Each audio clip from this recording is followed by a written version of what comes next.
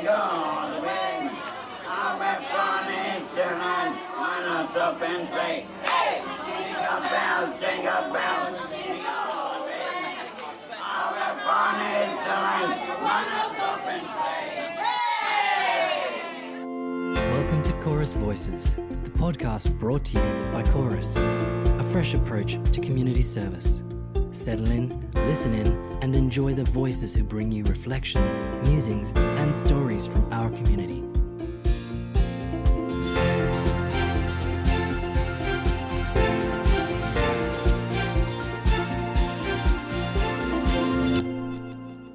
Hello and welcome to this Christmas edition of Chorus Voices. I'm Dan Minchin. I'm Lou Forster. And we have a number of chorus voices around the mic today. Why don't you guys introduce yourselves? Hi, I'm Judith Hatton. I'm Angela Johns. And I'm Mandy Waters. And we've got a number of other people that we'll hear from over the course of this episode, where we've really just reflected on what's been special, noteworthy and memorable for us in 2020. Obviously, the elephant in the room is COVID, but we're not going to talk about COVID the whole time. Just before we came on to start this recording, Ange was telling us about some amazing customer experiences and journeys over the course of the year, and really almost a coming of age of the NDIS in a way, Ange. Yeah, so we've seen the full plan roll out for some people, and initially when they started, the NDIS can be quite overwhelming. Is a significant amount of funding, and where to begin can be difficult for a lot of families. So I was just talking about one client who is now getting out in the community a lot more. She used to go to 2 groups a week, but she rarely actually was able to attend them. 12 months later, she is out almost every day, to the point where we've had to schedule a day home on Fridays, so she has a day off. Mum was commenting that she's never had so much support for both herself and her daughter. One of the big highlights, I suppose, for her story is that she is confident enough to get a bathing suit on and go down to the local pools. She goes once a week. They find it very challenging to get her out of the pool, but when she does leave, the local pool actually put on the sound speaker that she's leaving the pool, and then the lifeguards and the staff say goodbye to her on her way out. So she loves going there every week, and it's really great to see her so involved in the community. And what a sort of coming out of the shell, I guess, for that person, and a real story of success, I guess, from a scheme that people have possibly heard of and mostly hear about the headaches that go with it. Yeah, it's obviously been great for this circumstance. Yeah, it's definitely worth it, and the NDIS does have its challenges, but there's so much support around to help families through those challenges, and it's about engaging with what's available to you. So we were able to support her and her family through that, and not only that, we had multiple organisations involved. It's not just the one organisation now too, so everybody sort of gets involved, and barriers like technology that was once there, the scheme allowed people to be able to get devices to communicate. One of the things that the whole NDIS reform has driven around the country is some sort of consolidation, I guess, on the provider side. And we had an experience of that this year, Lou, which I think might have been one of your highlights. Right? Yeah, we merged with a smaller disability services provider in the northern suburbs of Perth called Kira. And so we have now 60 new colleagues join the Chorus family, and about 70 customers we're now supporting in that area, and most of those people are slightly younger than some of the Chorus people we've supported and living with disability, and it's nice to welcome a bunch of new people to the fold, including the Kira Council, who are 9 of the customers who form a really strong reference group, but very strong and proud. And we watched a video from those people that was particularly telling people about what they like and what they don't like. And one of them was don't be on your mobile phone if you're supporting me. That one stuck with me. Don't be late. I think that don't be late. That's one. Yeah. Don't be bored. Don't be bored. Yeah, it was really powerful. Yeah. It was a great video. And from a sort of Chorus perspective, it's given us a real presence in the northern suburbs, which we didn't have previously. But what's most striking for me is the bringing together of 2 organisations, 2 cultures, and so there's a learning component for us from Kira, and Kira will learn from us, and yeah, I think that sort of cultural interconnection, Lou, was probably something that really stuck out. Yeah, and I think that we're using technology an awful lot more because of COVID, but that has helped the Kira team kind of join us, even though they're still not quite on our full systems, but having video conferencing has enabled them to kind of tap into colleagues across Chorus. So yeah, look, we're not going to make this the COVID special, but look, it was the great big shock to the system.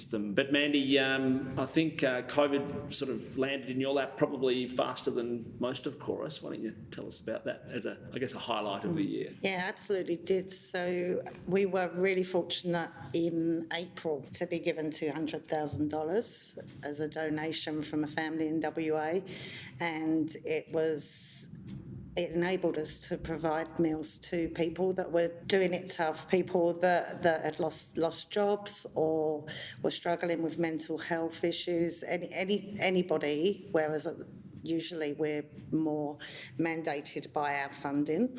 And so we reached out to a lot of organisations such as Relationships Australia and Zonta House and many others, and provided these meals free of charge across the Perth metro area.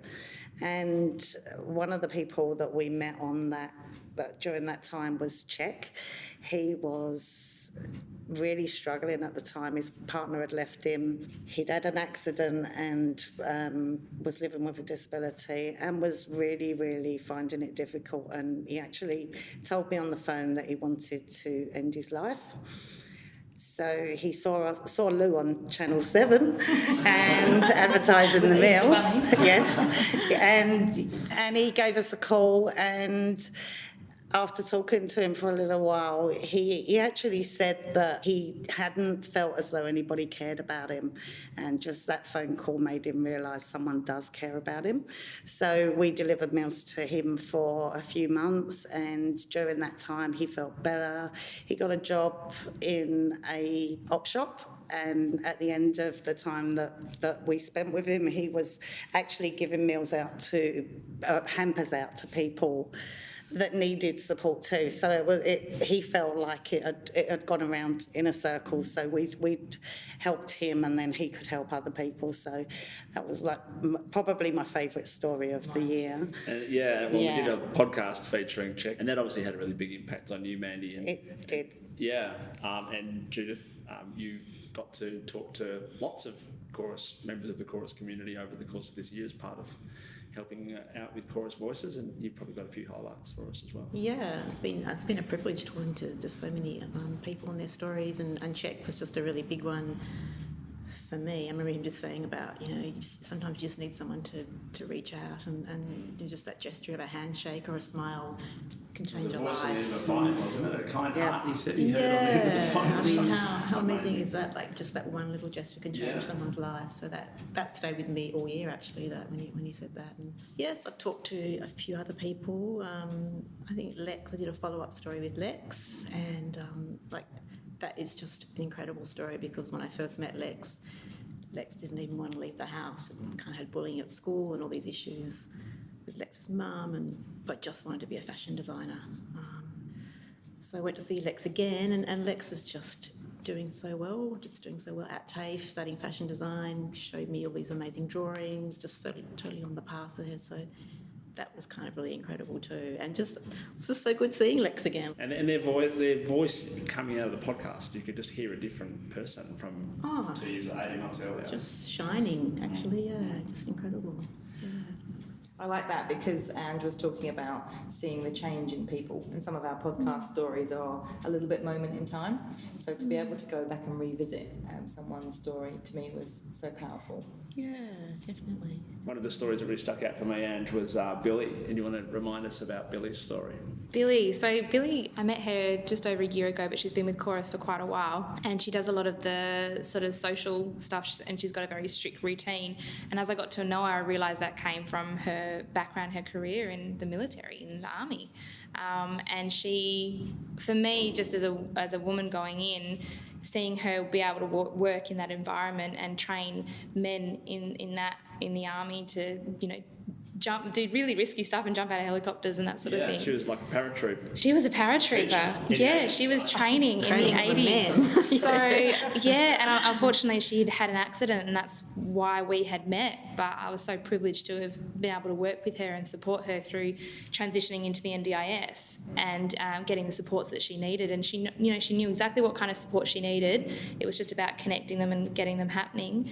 But for me, it was just, a privilege to be able to meet her and see that, she challenged that stereotype and she challenged those gendered norms. And so she'd had this amazing kind of recovery story as well, which I found, that's the thing I found really inspiring about that story. And when we shared that on social media for International Women's Day, there was a bunch of people that responded that knew her from her troop or whatever the word is. So that I saw comments of people, I remember you, whatever her name was. About to chicken out. Yeah, and I think it's really important to, she's had that accident, but that wasn't the end of her life in the department, with the Department of Veterans Affairs and her connection to that community. It didn't just end when she had the accident, and I think it gives a lot of people hope in that, that was pretty tragic what she went through, and she's still, many surgeries and that, and she's so positive and she keeps trooping on through life. And I think that is what actually gives people hope that, you can have some terrible things in your life happen to you, but there's still life after that. There's still life to be lived and lots to be gained. Yes, so again, Billy, all of the highlights we've talked about today are sort of about journeys of survival or recovery or growth or whatever it's going to be. And, for me, this year, I guess, again, to talk about the unspeakable COVID, it's been such a year of personal, pressure and development. And ultimately, this is not to sound uncaring about people who've been so badly affected by COVID all around the world. But for me, that period of March, April was incredibly worrying and stressful, and we were meeting twice a day and getting to a Friday afternoon with a plan for the following week. This would be March, April, and then by Monday it had changed again. And I don't wake up in the night thinking about work very often, but I was doing it at that time. But the way we responded was extraordinary, and we found a way to continue to connect with people, whatever that looked like, even if it wasn't quite as the same as it had been. And then what I think it's shown us all is what is actually possible. If we can deal with that threat, we can do anything. And the creation, going to a more virtual way of working, it kind of disrupted a whole lot of hierarchies and power bases and all of the normal stuff that goes on in organisations, and you start to go, actually, this vision of a chorus that was much more localised and connected and front, customer facing, which we've been talking about for a long time, suddenly seemed that much more doable from my perspective. So I was actually approached by the team leads for all the centres. We had 6 at the time, 6 locations. So and they said, look, this is coming, and we feel like we need to be closing up. Everyone was in shock about what was going on around the world, and so customers were getting a bit scared of coming in, and so the team came to me and said, look, we need to look at a different way of working. So we don't want to stop supporting the customers, but we can't have them in centre. They sat down, put a plan in place, and the result was, yes, we did have to close the centres to a certain extent, but we changed our support. So we started to provide one-on-one support, and then we looked at ways of how we could support in smaller groups, so that we were still following all the protocols, but we were doing it safely. A little while later, when restrictions eased a bit, we started to have less people or use the buses to half capacity, and then from there we could go out and meet outside. So we were sitting socially distanced, not inside a venue, and we just kept changing it as COVID went on.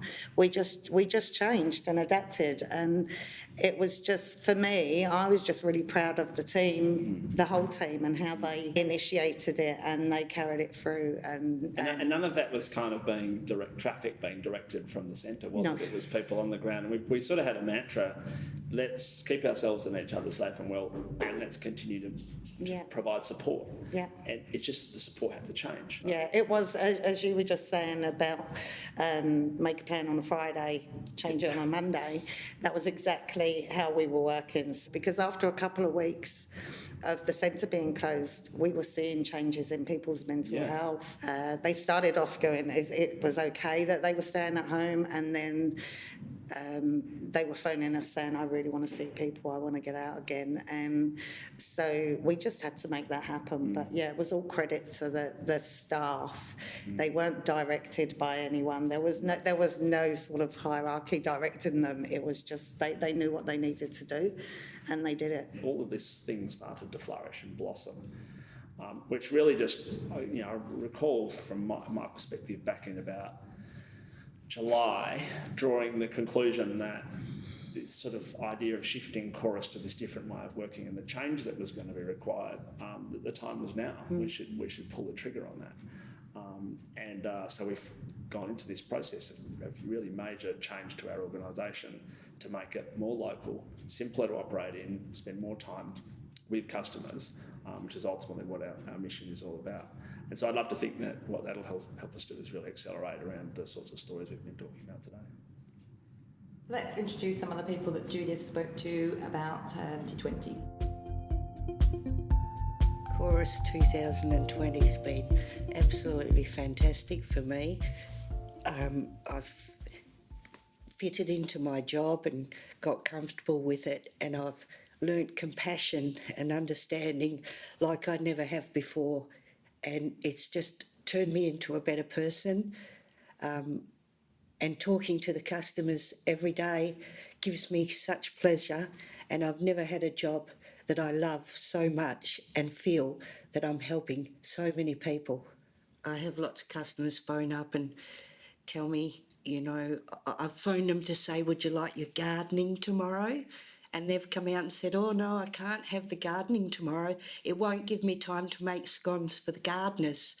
And those sort of comments just makes me aware how much they appreciate our work and our effort. I thought 2020 was going to be just another year, but obviously with COVID, it has been quite a challenging year. That being said, when Chorus was asked by the Commonwealth to provide emergency meals across the state, that was probably one of my highlights of the year. And that got even better when I saw the results that we were delivering meals to Aboriginal communities who, even in other years, would suffer malnutrition and all sorts of challenges. Seeing the stories from those people and realising that 64% of the meals that we delivered in the first month was actually to Aboriginal communities in regional Australia, so places from Albany up to Mount Magnet, Meekatharra, Geraldton and Carnarvon. So that was absolutely the highlight of my year. And on top of that, when a person wrote to us to say thank you, that the meals had actually helped them to get on a list for a organ transplant, that was a real highlight and an amazing thing in these dark times to be a small part of. Well, when my daughter first wanted me to go to Chorus on a day's outing, I didn't want to go. But I'm sorry I didn't go earlier. I met some beautiful people and the staff were absolutely wonderful. It's some lovely days out, and I don't know what I'd do now if I didn't go on them. Yeah, we go to so many different places and go out to lunch, and then we go to the centre and have a lovely day there. Yes, I really look forward to it now. They have written a note to say that they appreciate we helping them in the kitchen and giving them instructions around the place. And it took me by surprise, and there was a tear in my eye. Today, I like to think back about Alice. Alice was one of our customers that used to come into our art group and for our cooking group. Unfortunately, we lost Alice in May due to her ill health. But one thing about Alice was she was larger than life. She is one person I will never forget. She was a beautiful Indigenous lady. So to commemorate Alice, I got together with her sister Lynn, and we decided to do a memorial for her through a smoking ceremony. We organised this through the council to have it in the local park, and we sent out invitations to a lot of people to come along. It was hugely supported by people from Chorus and from the Indigenous community, who came along to say what they had to say about Alice and how much they loved her and how much they were going to miss her. And through the smoking ceremony, we all said her goodbyes. I, out of that ceremony itself, met so many wonderful, wonderful people from the Indigenous community who to this day still come along when they see me and say hello and ask me how I am. And the connection for me now is permanent. That is the one thing this year, despite losing Alice, that I can look back on and say, we did that bit well. To you, Alice, we will always miss you. A memorable moment today in Ute 9 with my fantastic crew, 2 volunteers and 2 paid workers. We went to a new client in Mirrabooka, and of course we'd done an OSH report. We focused on what needed to be done today, but knocking on the door, the smile on her face was fantastic. It went from ear to ear, and she was so happy to see us, and I think she was waiting for us. Door was open. She was first client there around about 8 o'clock, and she welcomed us with open arms, and she was so excited. She held my arm, walked around the property to show me the bush, the grass, her favourite place she was and used to stand and have a cup of tea, and this is her favourite tree and a fairy in the bush, and etc, etc. So it was a fantastic start to the day. She was lovely, and we achieved quite a lot. We had 2 volunteers, 2 paid staff, so we got quite a lot done. She was very, very surprised, asked for my name 10 times, wanted to write it down. So I think it was a fantastic day just seeing a smile on her face, and I think we made her day for that 1 hour. So, yeah, that was my memorable moment. One of the most memorable things to happen to me this year at work was doing a day in a HCP coordinator shoes. On the 5th of November, I had the pleasure of spending the day with the lovely Cecilia, who was friendly, knowledgeable, and an amazing buddy. She was also able to give me a real insight into her role. During my day with Cecilia, I also got to meet a long-term Chorus gardening customer, Ivy Road. I had spoken to Ivy on the phone before in my current role, but it was really nice to put a face to the name. Ivy and her daughter were both really lovely and made us feel really welcome and were a delight to talk to. I couldn't believe that Ivy's 90 years old and still has her driver's license. I would also like to say that doing a day in a HCP coordinator's shoes has been a memorable and valuable experience for me, and I'd love to do it again, whether in the same role or a different role. I also encourage other Chorus employees to get out there and do a day in a life of a role that's different to theirs, whether it's a role that's they're interested in or just a role that's completely different to theirs. It's definitely a beneficial experience. My reflection on 2020, what a year it has been for so many people. As I look back for me personally, I'm grateful for so many things. The love of family and friends, connection to my community, and also to be part of an amazing organisation, and humbled by the small acts of kindness that were extended to those most vulnerable by Chorus people during COVID. The stories touch me deeply, and in particular, one story of an elderly man in his 90s caring for his wife who was on a journey with dementia. They had no family and he was his wife's carer. He told me how grateful he was to receive a call to check if they were okay and organised for groceries to be delivered as he wasn't able to get out to shop for food. He said our kindness and the phone chat brought him to tears that we would do this for them. In ending, just sharing a small quote. What is Christmas? It is tenderness for the past, courage for the present, and hope for the future. I wish you all a wonderful festive season and all the best for 2021. We've heard lots of stories from this year about the experiences and the highlights people have had, and that's what the Chorus Voices idea was always about, bringing stories from around the community, as we say in our little opening spiel. And Judith, you've been the intrepid discoverer of these stories, but also helped by people like Mandy and Anne to just bring these stories up. And this, you can hear from the way you probably even hear down the recording how inspiring these stories are for us. I think we've also, this year we've gone a long way in connecting with those communities. We've done, particularly in the Kwinana, Mandurah areas, we've really built strong relationships with not only other service providers but local organisations, and I think that's going to be something that we really will just do more and more of next year, because it's been fantastic and the connections have been just amazing. We've done some great work in the community. So there's plenty to look forward to next year, even if none of us are quite sure what shape it's going to take. But one thing for sure is there'll be heaps more stories from around the Chorus community. Thanks everybody. Happy Christmas. Merry Christmas. Merry Christmas. And here's to 2021. Thanks for listening to Chorus Voices, the podcast brought to you by Chorus. If you like our show and wanted to know more, check out our website at chorus.org.au. And please leave a review. We'd love to hear your feedback, and it helps others find us and enjoy the podcast as well. Join us next time for more inspiring stories and news from our community. Chorus, a fresh approach to community service.